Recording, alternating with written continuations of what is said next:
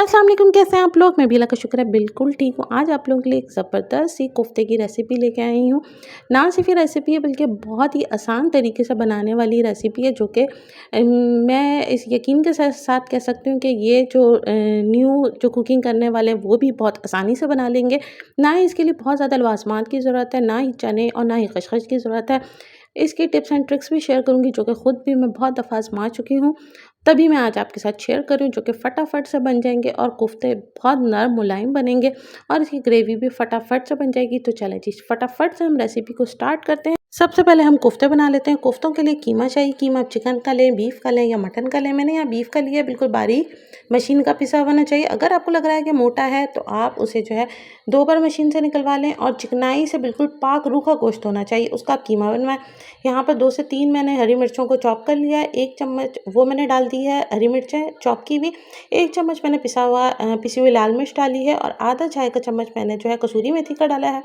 गरम मसाला डाला है, नमक हस्बे ज़ायक़ा डाला है। कीमा जो है वो आधा किलो से ज़्यादा है। और जो है इसमें मैंने फ्रेश धनिया डाला है। आप चाहें तो इसमें प्याज डालना चाहें तो प्याज डालें, लेकिन बिल्कुल चॉप प्याज होनी चाहिए, लेकिन कद्दूकश नहीं होनी चाहिए। सबसे मेन इंग्रेडिएंट जो इसमें डलेगा वो है बेसन। 1.5 खाने का चम्मच बेसन लेना है, यानी कि 1 एंड हाफ जो है ना जो खाने का टेबल स्पून है आप वो ले लें। उसको अच्छे से जो बेसन है उसको अच्छे से भून लें। उसके बाद आपने इसको डालना है, बाइंडिंग करनी है। कीमे को इतना अच्छे से मिक्स करना है आपने, जैसे आपको यहाँ वीडियो में दिख रहा है, बिल्कुल अच्छे से तमाम अज्जा जो है अच्छे से मिक्स हो जाना चाहिए, एक जान हो जाना चाहिए, अलग-अलग कुछ भी नहीं। देखिए, अच्छा प्याज़ का मैं आपको बता दूँ कि अगर आप प्याज़ डाल रहे हैं तो कद्दूकश प्याज़ नहीं डालिएगा, क्योंकि वो पानी छोड़ती है।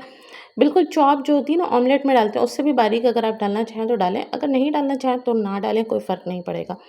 अच्छा, यहाँ पर कीमा जो है बहुत अच्छे से सख्त हाथों से आपने जो है ना ये करना। थोड़ी-सी जो मेहनत लगेगी ना वो यहीं लगेगी, इसके अलावा बहुत ही आसान रेसिपी है। इसमें खसखस और चने मैंने कुछ नहीं डाले, कसूरी मेथी ज़रूर डालिएगा, बहुत अच्छा फ्लेवर आता है। अब यहाँ पर जो है ना कोफ्ते की बॉल्स बना ली। कीमा जो है आधा किलो से ज़्यादा है और जो है ये अच्छे साइज़ की जो बॉल्स हैं वो तकरीबन 16 से 18 बन जाएँगी। मैं ये सब नहीं यूज़ करूँगी, इसमें से कुछ जो है मैं पूरा फ्रीज़ कर दूँगी, क्योंकि जो है ना इतनी ज़्यादा यूज़ नहीं होती है। अच्छा, आपने जब भी कोफ्ते बनाने हैं तो वो सख्त हाथों से बनाने हैं, नरम हाथों से बिल्कुल नहीं बनाने, वरना जो है ना कोफ्ते खुलने का डर होता है। वैसे आपने इसमें बेसन डाला है, ज़्यादा खुलेंगे नहीं, लेकिन फिर भी होता है कि डर होता है कि कहीं खुल ना जाए। तो इनको आपने जो है कीमा जब भी आपने लेना है वो बिल्कुल पानी से निचड़ा हुआ होना चाहिए। अगर आपने धोया है तो उसे अच्छे से निचोड़ लें। उसके बाद जो है इसके अंदर मसाले और जो भी मिक्सिंग है हर चीज़ के अंदर आप यही करें। जब भी आप कबाब या कुछ भी बना रहे हैं तो आप उसका पानी बिल्कुल निथारने के बाद उसके अंदर इंग्रेडिएंट्स डालें। ये देखें कितने अच्छे शेप के बन गए हैं और जो है अच्छे मोटे-मोटे से बने हैं, अच्छी बॉल्स बनी है। अच्छा, यहाँ पर अब इसकी ग्रेवी बनेगी जो कि झटपट से बन जाएगी। 2 मैंने प्याज ले लिए हैं दरमियाने साइज़ के, 2 टमाटर ले लिए, अदरक लहसुन लिए, इन सबको अच्छे तरीके से मैंने पीस लेना है। यहाँ पर मैंने जो है तेल के अंदर 2 तेज़ पत्ते डाल दिए। आपके पास तेज़ पत्ते नहीं है तो आप कड़ी पत्ता भी डाल सकते हैं। इन दोनों में से कोई भी एक चीज़ डाल सकते हैं। मैंने तेज़ पत्ता डाला है यहाँ पर। तेज़ पत्ते को अच्छे से गर्म करने के बाद जो मैंने प्याज, टमाटर, अदरक, लहसुन का मिक्सचर बनाया है वो मैंने इसमें डालना है। बस इसको अच्छे से भूनना है। इसमें मैंने दही डालनी है। आप चाहें तो दही भी साथ जो है फेंट लें। यानी आप ब्लेंडर में जो है जब इसे ब्लेंड करें तो आप इसे जो है दही को भी फेंट लें, कोई मसले की बात नहीं है। और अगर आप प्याज टमाटर का ऐसे भी मसाला बनाना चाह रहे हैं तो कोई मसला नहीं है, ज़रूरी नहीं है कि आप इसे ब्लेंड करें। यहाँ पर जो है मसाले मैंने ले लिए हैं। यहाँ पर मैंने 2 चम्मच जो है पिसा हुआ धनिया है, 1 चम्मच गरम मसाला, 1 चम्मच मैंने जो है लाल मिर्च पाउडर और थोड़ा-सा मैंने जो है ना चिली फ्लेक्स ले लिए हैं, नमक है, हल्दी मैंने डालनी है और तो 1 चुटकी मैंने अजवाइन डालनी है, 1 कप मैंने दही डाल दी है। ये होता है कि दही से अच्छी ग्रेवी बन जाएगी। टमाटर ऑलरेडी मैंने इसमें डाले हैं तो बड़ा मज़ेदार सा ये बन जाएगा और आप खुद देखें बड़ी झटपट से बन जाती है। कोफ्ते बना के आप फ्रीज़ भी कर सकते हैं और बस आपने जो है मसाला तैयार किया और आपने कोफ्ते इसमें डाल लिए। ये हमारे जो है ना सारे मसाले हैं। अच्छा, मेरे पास काली मिर्च नहीं थी तो मैंने जो है काली मिर्च की जगह सफ़ेद मिर्च डाली। आप इसे स्किप भी कर सकते हैं, कोई ज़रूरी नहीं है कि आप काली मिर्च डालें, क्योंकि मैंने लाल मिर्च बहुत ज़्यादा, तो मैंने सोचा थोड़ी काली मिर्च डाल दूँ, लेकिन जब चेक किया तो काली मिर्च थी ही नहीं, तो फिर मैंने इसमें व्हाइट पेपर डाल दिए।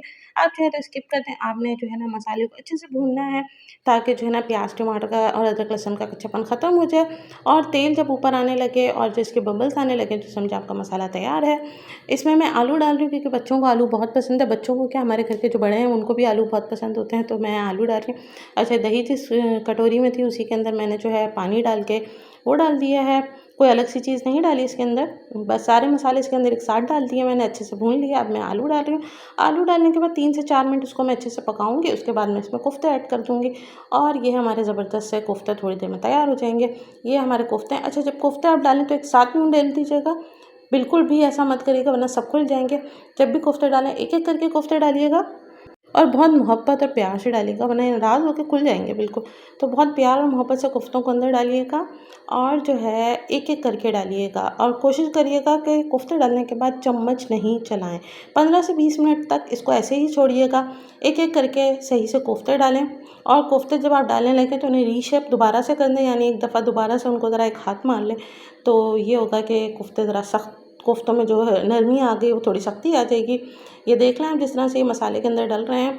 और एक चीज़ का ख़्याल रखिएगा, इसके अंदर चम्मच बिल्कुल भी मत डालिएगा।